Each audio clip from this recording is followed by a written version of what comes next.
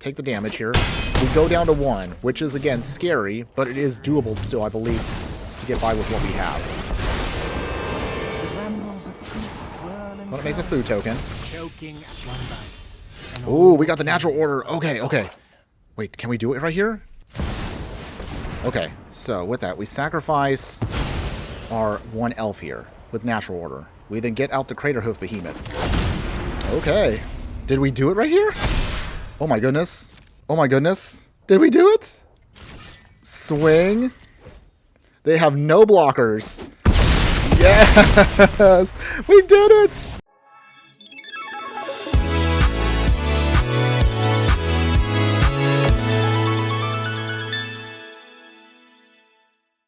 Hello my fiery friends, the Infernoman here with the hottest in budget deck technology. And for today's deck tech, we're going to be continuing our romp through the Timeless format to show you that there are many ways that you can put together a bunch of cheap decks, even in the most powerful of formats. So for today, you of course wanted to vote for it, and from what we see on the poll here, it looks like you mostly want a green deck. So we're going to take a green deck today that kind of splashes a bit for black, and of course we're going to take it into the format. We're going to try to put out a ton of creatures and go wide, and then finish off our opponent by sacrificing one of them to get our biggest finisher out and smash our way to victory. So with that, join me today as we play a deck that I am calling Elven Order.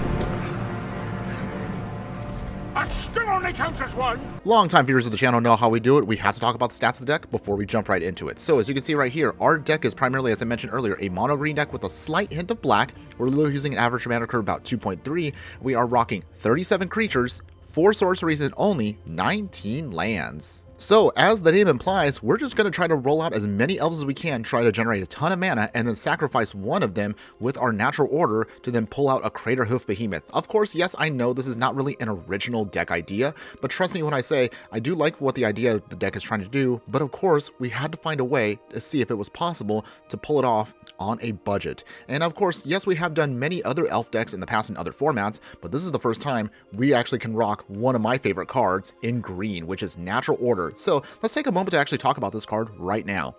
Natural Order is a 4 mana sorcery, and as it reads, as an additional cost to cast a spell, sacrifice a green creature. You search your library for a green creature card and put it onto the battlefield, then shuffle. What exactly are we going to try to power out with this card? Well, you got me. That obviously means we're taking the one and only Craterhoof Behemoth. I'm sure many of you know what this card is, but for those of you who maybe are unaware, we actually never used it, so let's talk about this card as well. Craterhoof Behemoth is an 8 mana 5/5 beast with haste, and it reads, when it enters the battlefield, creatures you control gain trample and get +X until end of turn, where X is the number of creatures you control. So that's basically the whole game plan for you. We'll try, of course, to put out a bunch of our mana dorks, and then we're going to try to then power out that Craterhoof. You actually don't need as many creatures as you think you do in order to pull this off. But you may be wondering, because we are a budget deck, we can only afford 2 copies, so what else can we do if plan A doesn't work with the Craterhoof Behemoth? Good question! If we do end up flooding up the board, we can take advantage of another card we've talked about in the past, which is Shaman of the Pack. The card enters the battlefield, and basically we can drain out our opponent equal to the number of elves we control. And of course, our entire deck is packed with many, many elves. So let's actually now talk about most of the elves. Obviously, we have cards such as Elvish Mystic as our mana dorks. We have Land War Elves as our mana dorks. Although we do have a couple of cards that actually appreciate getting a little power boost from creatures that enter the battlefield, like Land War Stalker. We have Attended Socialite here. Again, they will all get boosts as long as creatures enter the battlefield. Granted, with the Land War Stalker, it's only a +1/+0 boost versus the +1/+1 that Socialite gets, but they actually do a pretty good job of doing some early game damage. As far as putting out more creatures on the board, you have Dwynen's Elite here. It adds another elf as long as we control another elf on the battlefield currently, and a little bit of card draw with Elvish Visionary and Land War Visionary, which is actually also sweet because it's also a mana dork as well. Now, in this format, we have a ton of counter spells that we have a lot of trouble dealing with. So in this instance, we're going to take advantage of another one of our cards we've added in. Thanks to the format, we can take advantage of Allosaur Shepherd. So, well, of course, we're going to talk about this card as well. So this 1/1 green elf shaman says this spell can't be countered. Green spells you control can't be countered. For 6 mana until end of turn, each elf creature you control has a base power and toughness of 5/5 and becomes a dinosaur in addition to its other card types. Woo! That is a wildly awesome card that we have here. So, as we kind of now explain, plan A to the deck is we just sacrifice one of our cheap elves with Natural Order to get a Craterhoof Behemoth out and smash her way. If we can't do that, plan B to the deck is, of course, we'll then use Shaman of the Pact. You can also still sacrifice it and get it out with natural order to then just drain out our opponent if we have to flood and gum up the board. If that still doesn't work, plan C now is basically Allosaurus Shepherd comes out, we then create a ton of mana and then just go off with a bunch of 5/5 dinosaur elves to then get our way to victory. For the land base, it does look a little bit weird that we only have 19 lands, but remember again, we have a ton of mana dorks, so that helps circumvent our needs for mana. Also, you'll notice there we actually have Secluded Courtyard and Unclaimed Territory, which may look a little strange, but these of course are going to be what we need to then cast off Shaman of the Pact if we have to actually hard cast it in our deck. As far as your sideboard is concerned, we actually don't want to tweak it all that much with the way this deck works because, again, we're trying to focus on trying to maintain the integrity of the combo as much as possible. Having said that, if your opponent is, of course, trying to anticipate things and you do want to play best of 3, take advantage of Tormod's Crypt. It's a free way to exile a player's graveyard. If you want to take advantage of the beatdown plan, Impervious Perfect here will be your best option, of course. It's the only lord that actually is not a rare, and it also can create some more elf tokens if you just need to gum up the board and do some more damage. Reclamation Sage here is also a great elf that enters the battlefield and destroys a target artifact or enchantment. Abomination of Llanowar, this is again going to be mostly for decks that again are going to be either wrath heavy or just removal heavy, because this card will get super strong. Even if the elves are in your graveyard, this card is great because again, it then punishes those kinds of decks that tend to be very wrath and removal heavy. Elven Ambush here can help you, of course, just flood the board a ton. Maybe you can also get a little bit of a sneak attack here, if you will, by adding on a ton of elves, and then say that'll trigger off Llanowar Stalker and Attendant Socialite, so then you can get a hilariously fun way of beating down your opponent with a bunch of tokens. And then finally, if you're a person that likes to be a little more aggro, you can then take advantage of Poison Tip Archer. So this 4 mana card will deal damage whenever a creature dies. And again, that means any creature. It doesn't have to be ours. So again, you can get super aggro, do a lot of damage, of course, with your elves, and if they all die with a Poison Tip Archer out, you can still get a win even with this card. But that's basically it for you in terms of our game plan. Is this game plan even actually possible in the Timeless format, despite the fact that we are lacking completely all of the really powerful elf lords in the formats? Good question! Well, there's only one way to find out, so as always, join me, of course, as we play a couple matches in Timeless to see how well this deck performs. But before we continue, if you do like any of the content that I do, please like, follow, and subscribe wherever you watch the content so you don't miss out on any of the gameplay, booster pack openings, deck decks, and so much more. Alright, my fire friends, here we go. Can we get there with our combo deck in any way, shape, or form? Let's see if we can pull it off today. So with that, we do have the Allosaurus Shepherd, we have some elves, and we have a Llanowar Visionary. I'm sorry, Elvish Visionary. Wow, I can't say any words. Anyways, let's keep this and see, can we pull it off with what we got? I think we can. Playing Overgrown. Okay, it's a zoo deck, basically. Okay, so with that, Forest. Now that we know that, we're going to probably try to ramp out as quick as we can and just draw a bunch of cards. Hopefully that should be enough. Right? Should be enough. Okay. Okay, Wild Nakano swinging for 3. We're down to 17. Alright, so we're bringing down Nishhoba Brawler. Wow, I can't say words. Okay, we'll name Elf. We will play Llanowar Visionary. We draw a card. Okay, Attendant Socialite. Okay, well, we are slowly building up what we need. This will be fine eventually. Okay, we will not block here. We're just going to have to take the damage for a little bit longer, but we'll be fine, everybody. Alright, pretty cool. Go down to 9. Ouch. Okay. I still believe in us, everybody. Alright, Shaman of the Pact. Not quite what we want right now, but we'll hold on to that still. So let's see. How do we do this? Okay.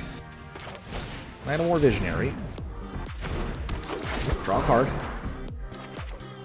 It includes Secluded Courtyard, which is okay for now. We'll hold on to that, of course, for later. Elvish Visionary. Also, let's draw another card. Another Secluded Courtyard. Leyline Lightning. Annoying, but it's fine. We'll just have to deal with that, I guess. Okay. Once upon a time, they get another land, and they draw. Okay, well, this match is going to be over very quickly at this point. We're going to take the damage here. We go down to 1, which is, again, scary, but it is doable still, I believe, to get by with what we have. Well, it makes a food token. Ooh, we got the natural order. Okay, okay. Wait, can we do it right here? Can it still be done? Let's see, hold on. Elf. Okay. So with that. So that gives us okay, not much. Okay. So I believe we can pull down green. Okay, how do we do this here? Okay, so with that, we sacrifice our one elf here with natural order. This is where the fun begins. We then get out the Craterhoof Behemoth. Okay, did we do it right here? Oh my goodness. Oh my goodness. Did we do it? Swing. They have no blockers. Yes! We did it! Oh my god, that was the jankiest, smallest little Craterhoof ever. But we did it. We got the combo, everybody. Wow. Yes, I'm so happy. It wasn't, again, a crazy one, but you could see, out of nowhere, our opponents get punished for having so many fetch lands. So that was great. That's basically what you want the deck to do, everybody. Oh, yeah, I felt so good about that. All right, my fiery friends, here we go. We are playing our Elven Order deck here in Timeless. Let's keep what we got. We do have a bit of aggro in this game plan here, which is nice. So with that, I have no idea what our opponent's playing, but we're going to play Allosaurus Shepherd first. Hopefully, this way can protect us. If they do play mono blue or any kind of blue cards, we can avoid at least getting counterspelled. Oh, okay. Well, actually, it's kind of good for us. That's really sweet that we know we don't have to worry about counterspells. Another forest. We will play Llanowar Stalker. We'll play another Llanowar Stalker. One gets pumped, but we can't really do anything yet. So with that, does our opponent flip? They do not. That's good for us. So with that, what is our opponent playing here? Mishra's Bauble. Okay, they're going to try to then dig for some more answers. What do they see? Alright, Polluted Delta. Okay, they draw a card. We draw a card. Okay, so with that, it's Polluted Courtyard on Elf. We will then play Elvish Visionary. Get to draw a card off of that. Our Llanowar Stalkers will get pumped. Draw another card, which is great. And Llanowar Elves. Get some more pump. Okay, well, we're doing stuff. Sort of. We'll get some swinging here. Do they block? They do. Well, either way, this does mean they're going to start still pinging themselves because, again, with their fetch lands, they're going to get punished for that pretty quickly. And the good news is also, we actually don't really care about blue now because, again, we have our Allosaurus Shepherd. That actually could be the difference maker in this match. Mishra's Bauble again. They take a peek at us. Go down to Steam Vents. They shock themselves. Here comes the monkey. They do swing, apparently. Alright, they draw a card. We draw a card. Ooh, okay, well, we got the Craterhoof already. Not quite what I was expecting right now, but I'll take it still. So with that, let's actually play Llanowar Visionary. Very Mastermind. So they are going to be able to draw some cards off of this, which is annoying, but this is fine still. They draw. With that, we will swing with two creatures. Do you block? They do. Wow, they actually block with the monkey. Okay, well, that's a choice. If we can somehow cast the Craterhoof Behemoth in some way, shape, or form, we will be able to get a win here. We just need to find a way to either get our natural order or enough mana out for both. They go swinging. Down to 14. Wow, they're just going to beatdown plan. Not quite what I was expecting, but I will take it, of course. So with that, Attended Socialite comes down. Llanowar Visionary. There are a ton of cards I realize that actually punish you for drawing in this format, but we can't afford to be too conservative. We have to push through. So our opponent here will be able to draw some cards. Annoying, but this is fine. We can still afford to get around all this. Snapcaster. Oh dear. Oh, toots. Oh, no. Well, this stinks. No, I forgot. Well, we just kind of screwed ourselves over there. Hopefully that didn't kill us too much here, but I guess we're going to find out in the next couple turns. Was that really our critical loss there? Okay, Bloodstained Mire. 10. Dragon's Rage Channeler. Another Bauble. They throw away a monkey. They then take a peek at us. Alright, they draw a card. Secluded Courtyard. Naming Elf, of course. We will then play Elvish Mystic. Do you actually have counterspells, opponent? Oh, they don't. Okay, well, that's fine. Okay. Dwinian's Elite. Our opponent does know we have the Craterhoof in hand, but we're going to try to see what else we can do to just kind of put them in a bad spot to pressure them. So with that, do we just swing right here with everything? I mean, how much do we have? 5, 7, 9, 10, 11. A little short. We're just going to have to put the pressure on them. They're probably not expecting a full swing. Oh, wow. They actually take it. Okay. Well, that means they can't craft their Bloodstained Mires anymore, and they can't afford to then bring down any Shocklands. So this kind of puts us actually in a really good spot. But is it enough? Well, we'll find out right here. Dragon's Rage Channeler, number 2. Brainstorm. They Surveil. Can we get a win with just janky, cheap little elves? We'll find out right here. Alright, opponent, you have 4 cards in hand. What else do you have? Wow, they're brainstorming again. Okay, well, that is a choice. They can't do anything, however, with the Brainstorm because they can't crack their fetch land, so that actually helps us out a bit here. They have to swing at minimum with the Dragon's Rage Channeler just to put themselves, because of that ability. Okay.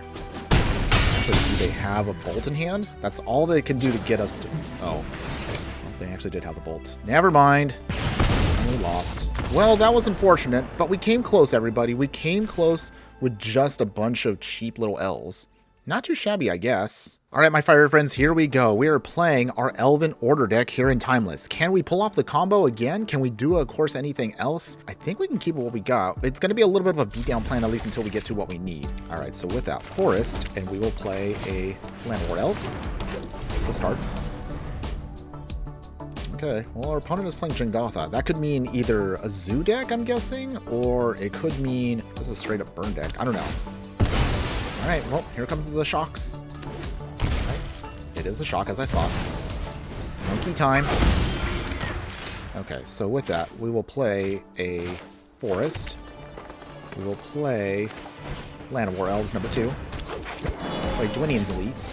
We need to start building up our elves as fast as we can. At the very least, also, that token can now block the monkey, so this will be good for us for the time being. They go down to 15. Okay, so it is a Zoo deck. That's okay. We don't mind a Zoo deck. Can't afford to have the monkey do anything to us. So, ooh, okay, so we got a natural order already. That's great.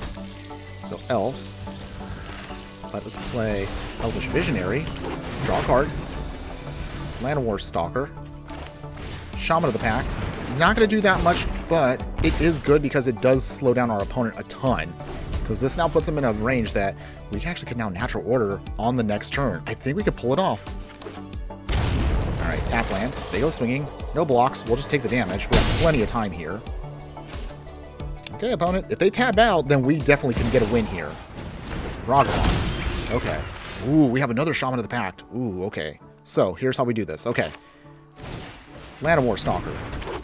We will then natural order. We then sacrifice one of our mana dorks. Okay, this is great. We did it. We did it. Ah, yeah, we did it. Get the pump. Everything goes huge. Yes, we did it. We beat out the Zoo deck. Woo! Oh, man. I'm so happy. Oh, my goodness. Oh, wow. This deck is actually really good against Zoo decks. So, yeah, you can see right there, everybody. That was amazing. That's exactly what you want the deck to do. There, we got him. Got him.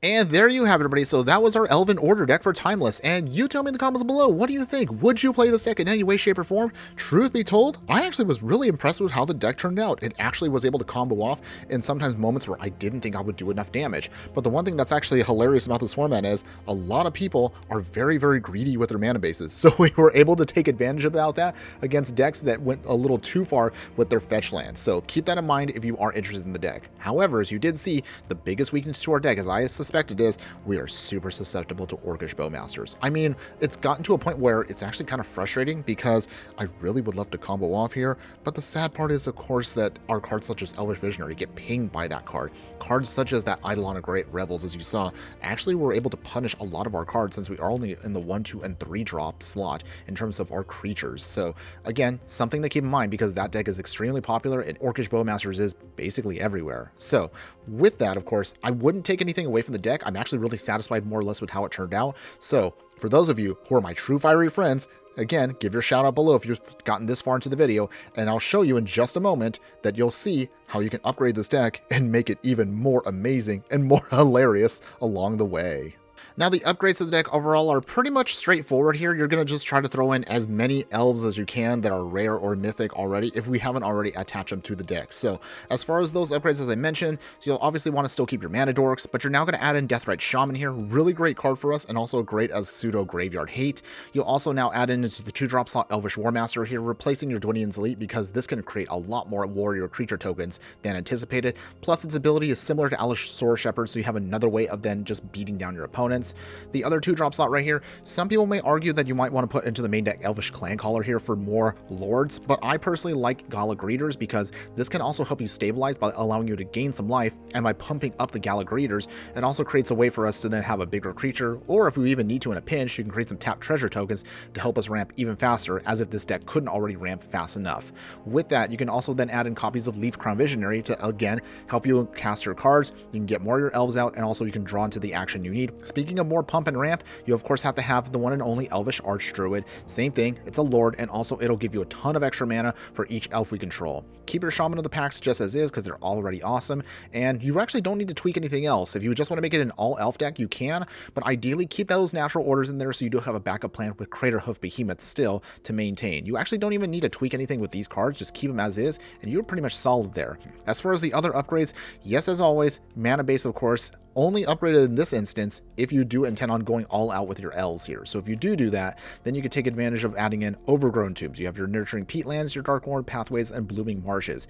Even though you actually don't need all this black mana, you mostly just have it just to make sure that you'll always have what you need to cast your Shaman of the Packs or your Deathrite Shamans in a pinch. Boseiju, of course, is your catch-all. That has to, of course, have to be in there. It's just basically a staple for any green deck in the format. Now, as far as your sideboard options are, you can keep your Tormod's Crypt. You can choose any other graveyard hit you really want to, but Tormod's Crypt is free, so I figured might as well just keep it as is. Keep your Reclamation Sages, again, if you just need a little bit more artifact enchantment hate. Abomination of Llanowar also still solid for you, so that way you can have something giant onto the battlefield if your opponent does blow up everything. As I mentioned just a moment ago, Elvish Clancaller technically doesn't need to be in the sideboard. You can actually put it main board if you want to, but this is going to be down to personal preference. If you're dealing with a lot more creature heavy decks, put an Elvish Clancaller instead of Gala Greeters. If you're dealing with something that's more mid-range and control, maybe Gala Greeters is better because you'll have ways of then pumping something up slowly and surely to get some more incremental value. Elven Ambushes, I personally like to have this card because, again, it's a great way to just flood the board and go super wide if you really need to. And of course, the final one, Poison Tip Archer. Keep this one again. This creates for you another way of comboing off if you absolutely need to do this in a pinch. And with that, here are my final thoughts I want to give on the deck. To be perfectly honest, I'm actually not really big on just pure mono green decks out there. I kind of sometimes feel like they're one-trick ponies. However, as you saw today, we were able to kind of prove myself wrong here, because as you see, there are multiple ways that even an elves deck is capable of doing just more than one thing. So I was actually pretty satisfied with how the deck turned out, even if it wasn't, again, the most optimal way to pull off the Craterhoof Behemoth combo. Still, as you saw, it is hilarious when you can pull it off. So I'm just going to simply leave you with, if you're a fan of elf decks out there, if you're a fan of the Craterhoof Behemoth combo out there, if you're a fan of go wide and go big strategies with ways of still pulling off multiple different paths to get to victory, I would definitely say give this version of Elves and Timeless a try, and I assure you, you'll have a lot of fun doing so. You'll be happy to know there are many ways you can upgrade this to get this extremely more powerful, and ways to overwhelm your opponent if you are willing to invest, and whichever way you want to play it, whether it's on the budget version we play today or the super powerful upgraded version, you'll have a lot of fun doing so, and you will definitely not be disappointed. That's all I have for you today. Thanks again for watching, everyone, and just remember that no matter what you do play in the game of life, always be sure to burn bright. Later.